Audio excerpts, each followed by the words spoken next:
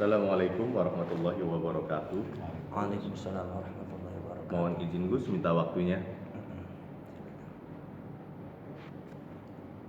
Kami mau bertanya tentang yang sedang viral di YouTube sekarang, Gus, untuk masalah ikrar anggota DPRD Kota Madia Cirebon yang baru-baru ini kita lihat di situ menyebutkan ikrarnya anti dengan liberalisme, sekularisme, komunisme. Tapi di situ ketika menyebutkan kata khilafah, mereka berhenti, Gus. Dan mengulanginya, pengulangannya itu pun tidak ada kata-kata khilafah. Itu gimana, Gus, kebenarannya itu? Sampai di mana? Betul tidak video-video yang ada ditutup itu?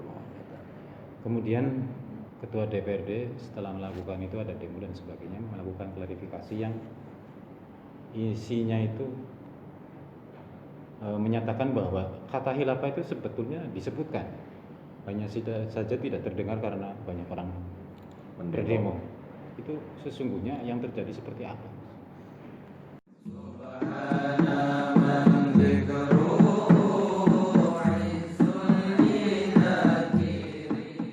Iya, jadi Bismillahirrahmanirrahim. Alhamdulillah wassalatu wassalamu ala sayyidina Rasulillah wa ala alihi wa ashabihi wa mawala. La haula wala quwwata illa billah. Jadi saya sendiri tentang masalah kabar itu memang saya lihat langsung di YouTube. Tapi saya juga tidak melulu dari YouTube. Barangkali YouTube kan sering terjadi editing. Saya juga pernah jadi korban editing waktu di Sukabumi. Ya. Jadi itu sering sekali terjadi. Maka saya kemudian hubungi kawan-kawan yang ada di Cirebon bagaimana kenyataan dan kejadiannya. Ternyata kawan-kawanku membenarkannya bahwasanya ada kejadian seperti itu.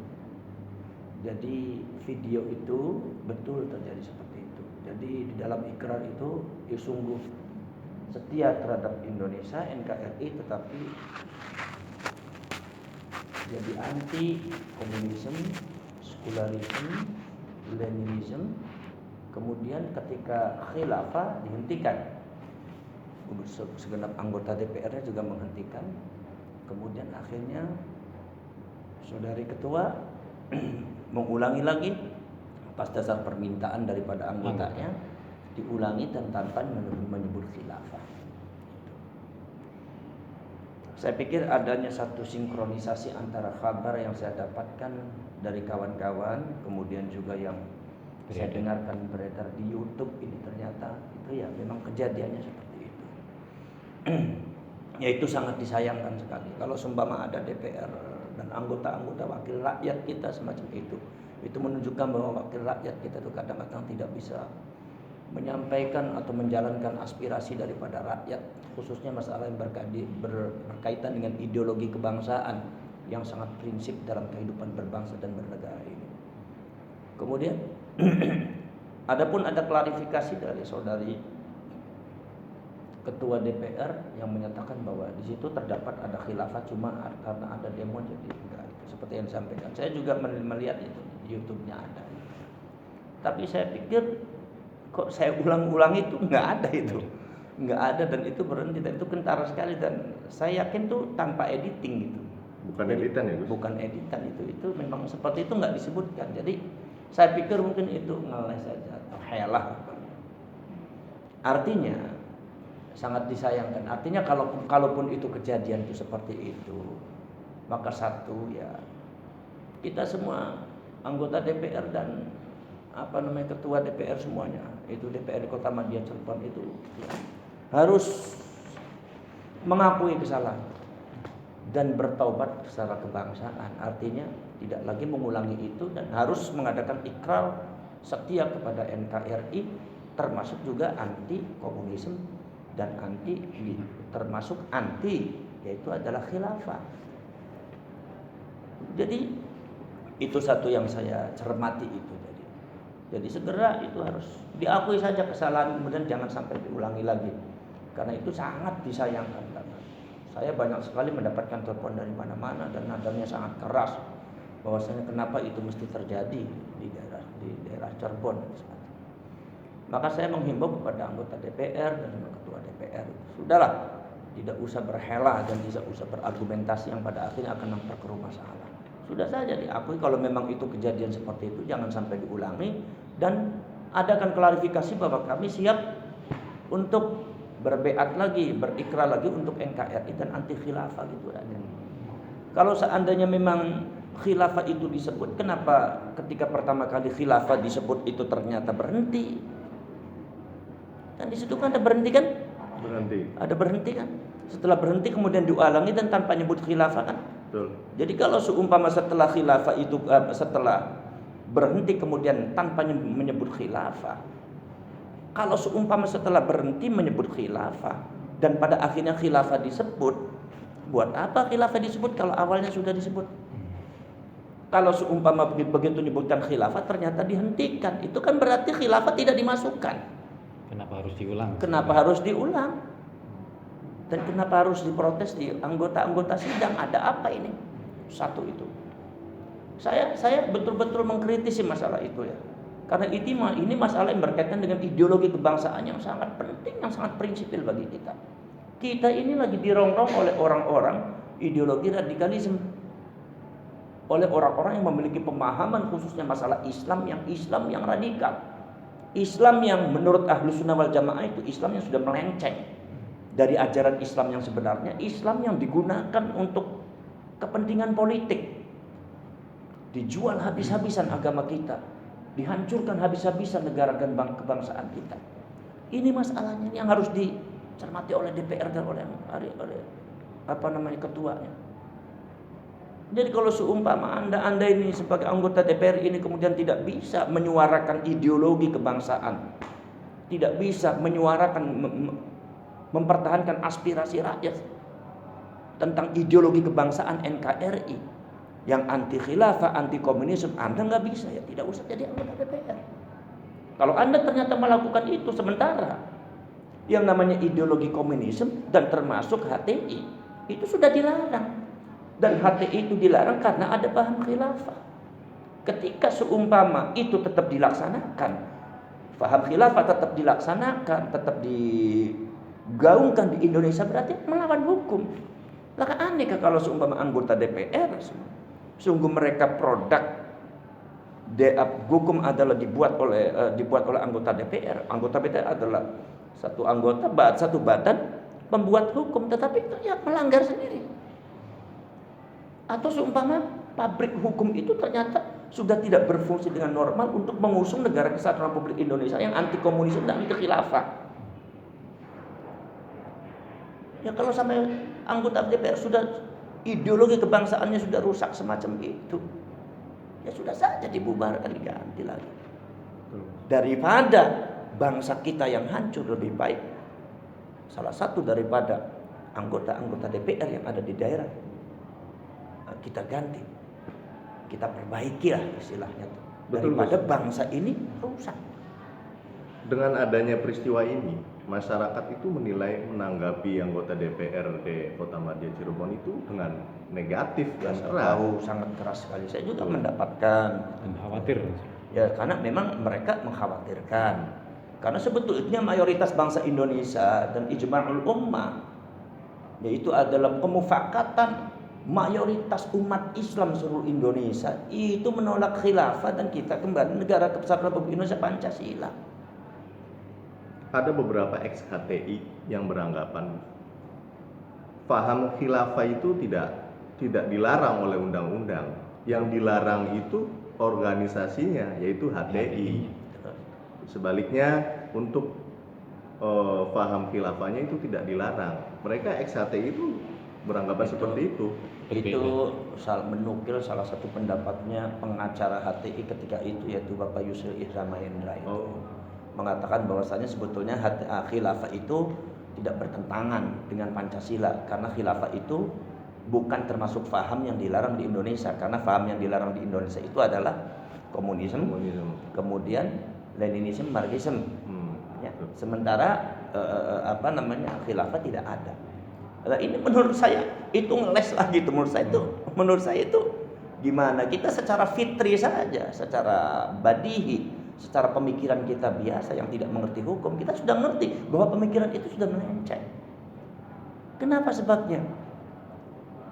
Lah kan di dalam undang-undang saya saja yang tidak paham akan undang-undang, ketika saya baca undang-undang, ketika saya baca berita bahwa tanggal 19 Juli tahun 2017 HTI itu dilarang. Kenapa? Karena HTI mengusung khilafah dan khilafah bertentangan dengan Undang-Undang Dasar 45 dan Pancasila. Udah cukup itu. Khilafah sudah bertentang, setelah diselidiki secara hukum itu khilafah bertentangan. Kenapa bertentangannya? Karena di Pancasila ada nasionalisme. Kita sebagai bangsa Indonesia mendirikan sebuah bangsa, negara namanya Indonesia. Sedangkan di khilafah itu enggak ada nasionalisme. Adanya apa? Adanya satu pimpinan untuk seluruh umat Islam yang ada di Indonesia. Tapi yang jadi absurd itu adalah pimpinan yang diangkat oleh Hizbut Tahrir adalah pimpinan menurut mereka. Manajemen politik menurut mereka. Yang tidak disepakati oleh mayoritas umat Islam seluruh dunia. Kemudian dipaksakan. Dan pada akhirnya mengkafirkan umat Islam. Itu pun akan terjadi di Indonesia. Maka dari itu hati-hati. Bukan berarti masalah Islamnya, bukan berarti masalah khilafahnya, tetapi paham khilafah itu sudah dipelintir oleh orang-orang mereka untuk kepentingan politik mereka. Khilafah di dalam Islam juga ada. Di dalam Islam juga ada pada waktu zamannya para sahabat itu khulafaur rasyidin juga khilafah. Bahkan manajemen dan cara sistem politiknya memakai mamlakah kerajaan seperti Banu Abbas atau Banu Umayyah itu semua kerajaan mamlakah. Sistemnya itu malakiyah kerajaan, bukan demokrasi, bukan khilafah. Tetapi kan pimpinannya disebut khalifah. Harun ar-Rasyid sebagai pimpinan daripada salah satu pimpinan dari Banu Abbasiyah disebutnya khalifah Harun ar-Rasyid. Kemudian juga Umar bin Abdul Aziz itu juga adalah salah satu daripada raja di Banu Umayyah juga disebutnya khalifah Umar bin Abdul Aziz. Dan pada waktu itu termasuk Amirul Mukminin tidak ada masalah. Sistemnya kerajaan. Artinya apa? Khilafah nggak ada ketentuan sistem manajemen di dalam agama menurut Ahlus Sunnah wal Jamaah. Maka dari itu khilafah tidak wajib. Kita disesuaikan sistem yang maslahat lah. Kita ini khilafahnya kita umat Islam itu membuat sudah final NKRI dengan dasar Undang-Undang Dasar 45 dan Pancasila. Kemudian Bhinneka Tunggal Ika itu khilafah kita yang dimufakati untuk seluruh umat Islam. Umat Islam bahkan sudah musyawarah dengan seluruh rakyat Indonesia. Mereka itu hanya sempalan-sempalan aja yang sifatnya nggak seberapa, nggak banyak. Tapi bagi masyarakat awam, Gus, bahwa khilafah itu memang tidak bertentangan dengan undang-undang dan Pancasila. Mereka itu beranggapan ya yang dilarang itu hanya komunisme, liberalisme, marxisme. Sekarang begini. Sekarang PKI dilarang karena mengadakan satu makar. Secara politik maka dilarang. Komunisme juga dilarang karena itu yang dibawa oleh PKI dan tidak sesuai dengan Pancasila. Khilafah juga dilarang. Sekarang kenapa HTI dilarang? Karena membawa khilafah. Sekarang kalau HTI, logikanya kalau seumpama HTI itu tidak membawa khilafah, nggak bakal dilarang. HTI dilarang karena nggak bawa ideologi khilafah. Kenapa ideologi khilafah akan mengganti NKRI? Akan mengganti Pancasila, akan mengganti Undang-Undang Dasar 45, akan merusak kemufakatan kita bersama. Jadi termasuk alladzina yanquduna ahdallahi min ba'di mitsaqi. Orang-orang yang menghancurkan, merusak perjanjian Allah yang sudah dimufakati, mau dihancurkan. Ini yang diantisipasi oleh kita. Ada sempalan orangnya tidak berapa, sebanyak mengatasnamakan Islam, padahal juga bukan mayoritas umat Islam. Akan memaksakan satu ideologi khilafah untuk berdiri Indonesia, semuanya harus dihancurkan. Nggak bisa seperti itu. Permasalahannya khilafah itu ada program, gerakan, bahkan sudah menjadi gerakan politik untuk mengganti Pancasila, bahkan untuk mengkudeta. Berarti seperti tidak jauh terlalu beda dengan PKI. menjelek-jelekan pemerintah. Ya tidak jauh. Sifat-sifat mereka menurut saya akan sama. Tidak jauh dengan Tidak PKI. jauh dengan PKI. Menjelek-jelekan KNU, menjelek-jelekan orang pesantren, memusuhi. Sekarang fitnah bagaimana ditebarkan? Bagaimana caci maki ditebarkan? Mereka selalu menjual Islam. Mereka untungnya karena tamengnya Islam sehingga orang tidak melihat keburukan mereka. Tapi kan permasalahannya kan bukan sampai di situ. Kan ketika makar itu kemudian berujung pada kudeta, gerakan politik untuk mengkudeta pemerintah yang sah. Kenapa pemerintah yang sah? Saya tidak bicara Pak Jokowi, saya tidak bicara Pak SBY. Saya bicara pemerintah yang sah. Presiden. Saya tidak bicara Jokowi, tidak bicara SBY, tidak bicara Gus Dur. Ketika seseorang dijadikan presiden itu berarti sudah jadi lambang negara. Dan ketika lambang negara itu adalah lambang kedaulatan rakyat Indonesia yang harus sama-sama dijaga, tidak boleh dicaci maki. Lah bagaimana kaum mereka menjelek-jelekan presiden, mencaci maki presiden? Sudahlah Pancasilanya ditogut-togut, negaranya dikafir-kafir, benderanya diberhala-berhala, dimusyrik-musyrik. Kemudian ini mau diganti lagi, dia menjual Islam. Memang di dalam Pancasila nggak ada Islam. Satu. Nomor selanjutnya, karena dengan ideologi khilafah itu kemudian membenturkan. Makanya di situ ada majelis hakim mengatakan bahwasanya ideologi khilafah itu dikhawatirkan akan menjadikan benturan antar masyarakat. Karena mereka juga sering membenturkan Pancasila dengan Al-Quran dibenturkan, Pancasila dengan Islam dibenturkan. Dibenturkan lagi bendera merah putih dengan bendera yang tulisannya la ilaha illallah ala mereka. Diklaim mereka itu bendera Islam, yang selain itu bukan bendera Islam. Ini kan ideologi mereka karena ideologi dari khilafah membentur-benturkan. Ini akan bertentangan dengan Pancasila. Persatuan Indonesia bertentangan. Betul. Lah sekarang kalau seumpama ideologi khilafah satu, mereka mengusung ideologi khilafah. Sementara ideologi khilafah itu tidak dimufakati oleh seluruh umat Islam, seluruh rakyat Indonesia. Bahkan mayoritas umat Islam, mayoritas rakyat Indonesia menolak. Mereka memaksakan. Apakah adil kalau itu diterapkan? Kalau kita bawa, apakah adil? Kan bertentangan dengan keadilan sosial. Jadi kalau semua ada yang mengatakan katanya sistem khilafah itu tidak bertentangan dengan Pancasila, itu menurut saya gimana itu? Otoritas intelektualnya dipertanyakan itu. Kenapa? Baik. Karena saya sendiri yang bukan spesialisasi hukum, saya paham akan itu. Baik Gus, kembali ke anggota DPRD Iya. Kota Madia. Ya.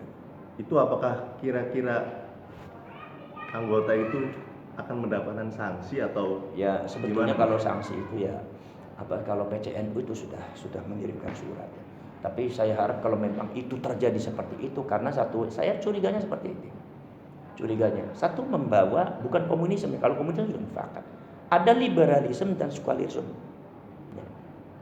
Saya bukan masalah liberalisme dan sekularismenya. Saya tidak setuju terhadap liberalisme.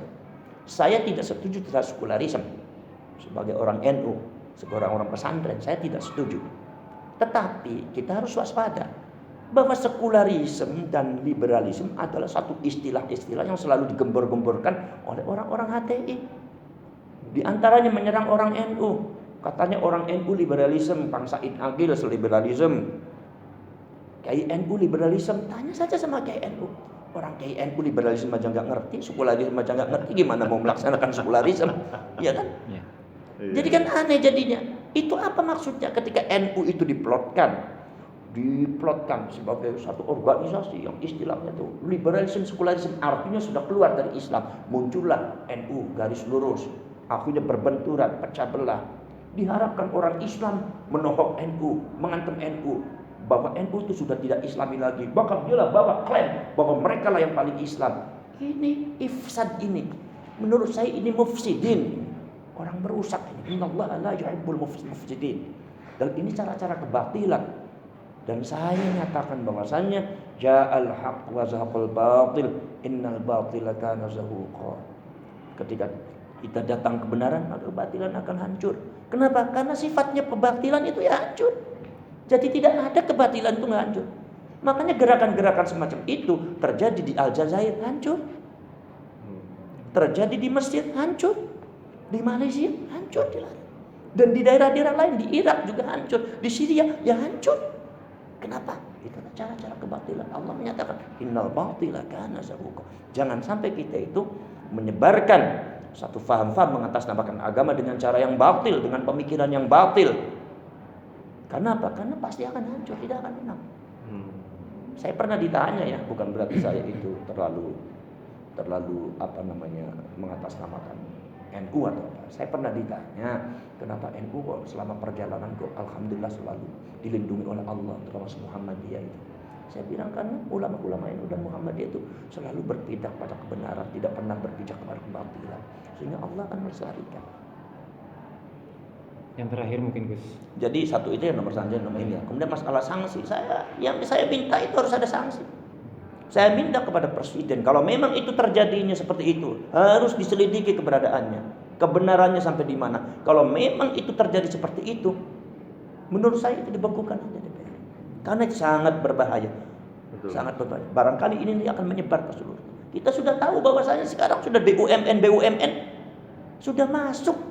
Orang yang memiliki ideologi anti Pancasila itu BUMN. Kemarin masalah Telkomsel belum selesai. Bagaimana bisa Telkomsel kemasukan itu? Itu karena keteledoran pemerintah kita. Saya minta kepada Bapak Jokowi sebagai presiden segera menindak tegas hal-hal semacam itu. Ada baiknya sistemnya Pak Soeharto zaman dulu itu diterapkan tegas dalam masalah itu. Yang tidak bertentangan dengan Pancasila harus tegas. Kenapa? Karena ini akan merusak itu. Sebagaimana kita melawan NII dan DITII, kenapa? Karena mereka hanya segelintir kecil yang tidak mau mentaati perjanjian bersama. Kan repot kalau masing-masing punya seperti itu.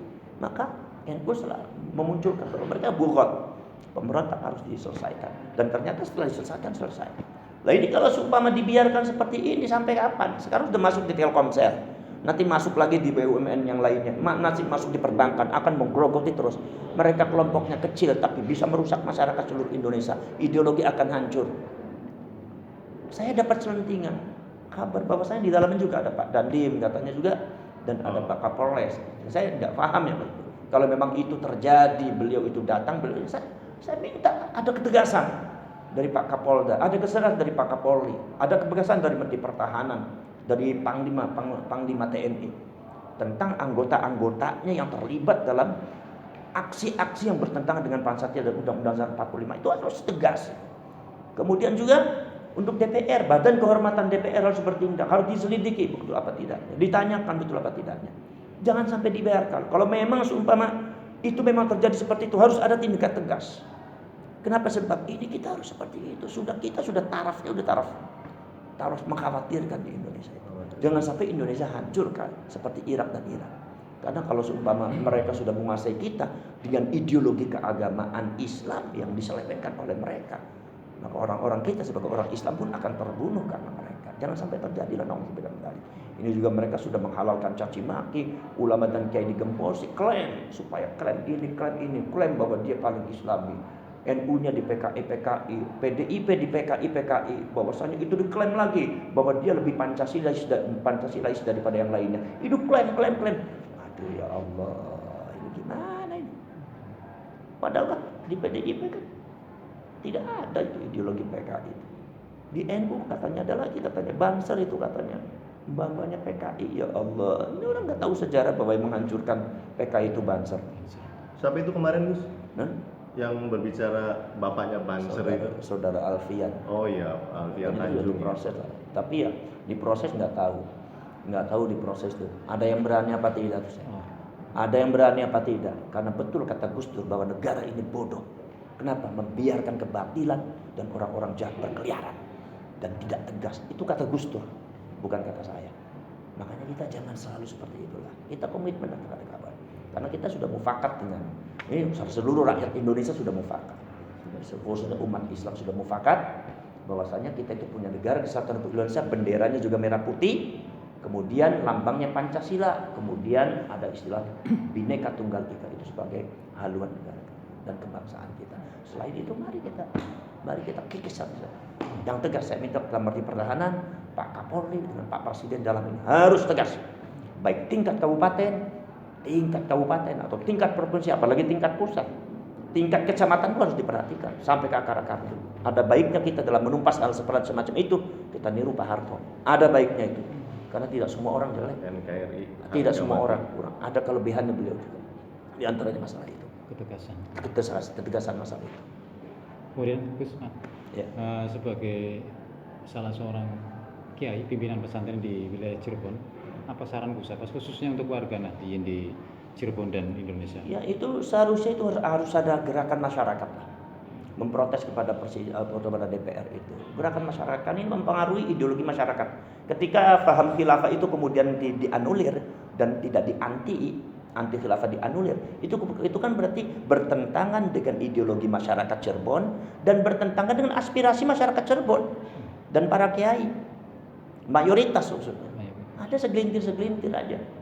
Itu harus ada gerakan sebetulnya, dan para kiai, para ulama ya saya dengan ini ya saya mengatakan saya ikut prihatin dan ikut protes juga lah. Kalau saudara ketua dan saudara-saudara DPR yang ada di Kota Madya Cirebon itu memang sudah tidak bisa membawa aspirasi daripada ideologi kebangsaan, kenegaraan, saya minta kepada Dewan Kehormatan DPR bertindak tegas dalam masalah ini, dan khususnya Presiden juga harus bertindak tegas. Siapapun orangnya, tidak pandang bulu, karena ini sangat berbahaya bagi keutuhan dan kesatuan persatuan bangsa. Baik, terima kasih Gus atas waktunya. Ya. Assalamualaikum warahmatullahi Waalaikumsalam wabarakatuh. warahmatullahi wabarakatuh. Waalaikumsalam.